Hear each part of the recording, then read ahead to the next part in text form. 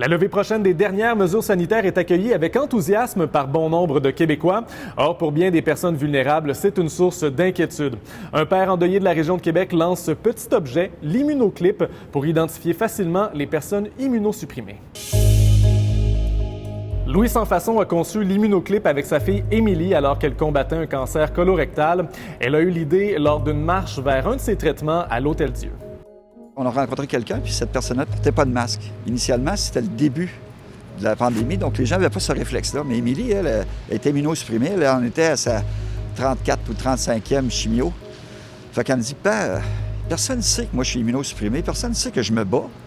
L'objectif de l'immunoclip est simple, inviter les gens à être plus vigilants. La personne qui le porte demande aux autres de porter le masque et de respecter la distanciation.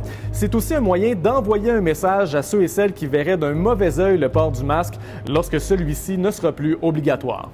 On veut que le message passe, que si je porte le masque, ce n'est pas parce que je suis une hyper vigilante. Si on le porte encore, c'est pas parce qu'on aime ça, avoir un masque, mais bien parce que c'est une obligation pour certains. C'est une protection, c'est une façon de pouvoir se déconfiner à notre tour.